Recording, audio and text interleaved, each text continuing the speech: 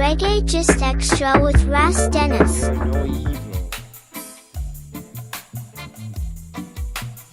One morning in 1979, Perry set fire to the Black Ark studio, burning it to the ground. On the same day, his wife Pauline had left him and taken the kids because she was tired of dealing with Perry's second marriage to his music and his weird personality. He was known to spend days at a time in the studio mixing music, during which he accepted no visitors or phone calls and consumed very little food or drink. Throughout his life, stones held a prominent place in his mystical worldview. He frequently collected stones, piled them up, carried them to different locations, and even cooked them in a pot over the fire.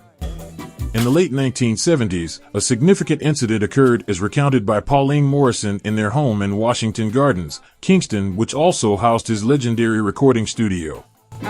One afternoon, I was preparing a meal when I noticed an odd smell coming from the kitchen. Upon checking the pot, I discovered that Scratch had emptied the simmering contents into the mud of the yard and had replaced it with a pan full of rocks on the fire, she explained. This separation, coupled with the alcohol and ganja-fueled 18-hour recording sessions he had been undertaking for years, pushed Perry over the edge. His rationale for his emotional state that day was quite unusual. He stated that setting fire to the Ark was his way of, literally, burning all the bridges of his past behind him. Since that day, Lee Scratch Perry had never been the same, and the word on the street was that he had gone mad. So if the people say I'm mad, I am mad. Because the way people say I am mad, I don't want them at all. This is the untold story of Lee Scratch Perry with Ras Dennis. I am a madman. I am a madman. Lee Perry has always created a highly personal visual universe, beginning with his legendary home recording studio, the Black Ark. This studio was central to the innovative sounds that emerged in Jamaica during the latter half of the 1970s. Originally envisioned as a sanctuary for Rastafarians, the Black Ark was a rather confusing place. Its walls were covered in cryptic inscriptions, and the floors served as dumping grounds for various installations and other projects, each more eccentric than the last. Though he was one of Jamaica's finest and most unpredictable record producers, as well as a much-recorded singer. But perhaps his greatest global legacy was the profound effect he had on the king of reggae, Bob Marley. As a singer in the Wailers alongside Peter Tosh and Bunny Livingston, Bob Marley experienced a modest level of success in Jamaica before coming under the influence of producer Lee Scratch Perry in 1970. Connecting with Perry changed Marley's perspective, transitioning him from the structured harmonies typical of a trio to a more authentic and passionate sound. Encouraged by Perry to adopt a more spiritual approach, Marley began to emulate some of Perry's vocal styles and developed a new, bass-driven sound. With Perry's assistance, he started releasing a series of impactful songs, including Soul Rebel, Duppy Conqueror, Kaya, and Small Axe, which helped him gain international recognition.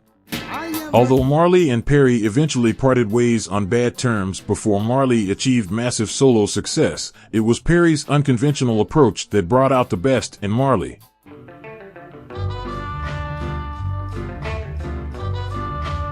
Essentially a layman in music circles, Perry came up with ways of doing things that would rarely occur to trained musicians and which they regularly rejected as unworkable until they tried them and found to the contrary. His adventurous, shamanistic spirit brought him to the very top as a reggae producer in the mid to late 1970s, when he ruled the Jamaican music scene from his fabled Black Ark studio in the capital, Kingston, creating critically acclaimed and popular records with artists such as the Heptons, Junior Biles, Max Romeo, and the Congos.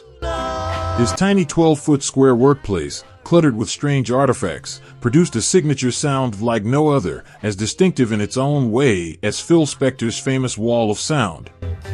The Ark was also one of the great cradles of dub music, where Perry, along with his collaborator King Tubby, got under the bonnet of reggae, stripped it down to its bare essentials and reassembled it in new form, adding a cacophony of sound effects, reverberations, and electronic exclamation marks.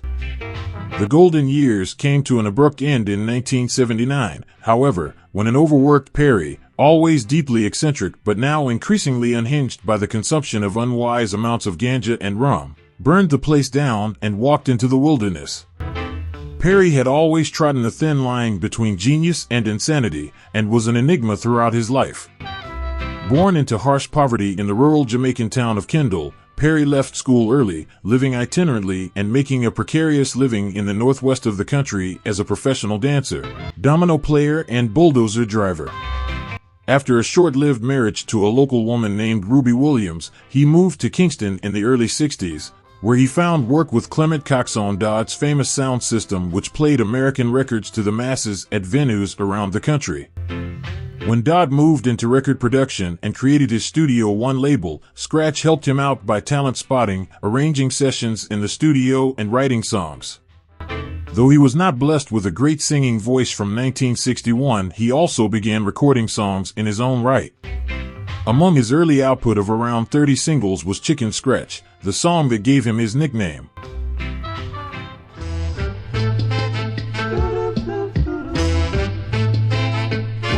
Perry was one of Dodd's key men in the early 60s, but was never well rewarded for his efforts, and in 1966 he split acrimoniously with his boss over personal and financial matters. Fallings out were not unusual where Perry was concerned, and his other long-standing nickname was the Upsetter. He went on to work as a freelance for various producers, and in 1968 set up his own Upsetter label and decided to hire the best musicians available to achieve his desired sound. Previously known as the Hippie Boys, the band included Aston Family Man Barrett on bass, his brother Carlton on drums, guitarist Alva Lewis, Glenn Adams on keyboards, and Max Romeo on vocals. Although the former Hippie Boys had recorded for smaller producers, Scratch was able to evoke a dread mood from them, characterized by slow, edgy music that conveyed feelings of threat and anger. This style perfectly complemented Scratch's two major acts at the time, Junior Biles and the Wailers, whose songs featured themes of tough, spiritual black self-determination. In 1969, Perry took the Upsetters on a 6-week tour, marking a first for a reggae band. They became a sensation wherever they performed. However, upon their return from Britain, the Upsetters were quite upset with Perry, who, ironically given his past dealings with Coxon and Gibbs, seemingly took most of the profits from the tour. By 1973, after working with Perry for years, the Wailers departed, and the Upsetters joined them to pursue their own paths to reggae stardom. Although the Upsetters eventually went their separate ways, Perry retained the name to refer to the floating band of killer musicians that would play for him in the following years. Bob Marley believed that the combination of the Wailers and the Upsetters would be unstoppable. After a few jam sessions, Marley convinced the Upsetters to leave Perry and join the Wailers. When Perry learned of this, he was ready to confront Marley. They met to settle the matter, and while everyone expected a fight, they emerged hours later, laughing and shaking hands. This encounter marked the beginning of Marley and Perry's complicated love-slash-hate relationship, which would resurface throughout their collaborative history. The Upsetters became part of the Wailers, with Perry remaining their exclusive producer. By now he was a recognized leader in his field, and Trojan Records in London even established its own licensed version of the Upsetter imprint to put out his singles, one of which, Return of Django, reached number 5 in the UK charts in 1969. It was Perry's decision to sell his Wailers tapes to Trojan and pocket the money for himself that brought about a temporary end to his relationship with Marley. However, the subsequent album, African Herbsman, became one of the foundation stones for Marley's recognition, and the two were to work together later, notably on the single Punky Reggae Party. In his heyday, Perry was focused and clear-headed in the Black Ark studio, able to convey exactly what he wanted. But in other arenas he was far from coherent. During the extended period of erratic behavior that led to the burning of the Ark and the breakup of the relationship with the mother of 4 of his children, Pauline Morrison, he took to walking backwards in the street, daubing the studio and his house with arcane graffiti and pounding the ground repeatedly with a hammer. Though he was arrested for arson after the fire, he was released due to lack of evidence, and the exact circumstances of the incident were never determined. Perry was not about to enlighten anyone, for he always preferred to talk in rhymes and riddles. After this episode, Perry left for the U.S. before moving on to Amsterdam, then London in 1984, and eventually Switzerland, where, In 1991, he married Mary Campbell-Rook, a businesswoman with whom he had 2 children. The couple returned to Jamaica in 2020. Perry passed away on August 29, 2021, at the Noel Holmes Hospital in Lucia, Jamaica, due to an unspecified illness at the age of 85.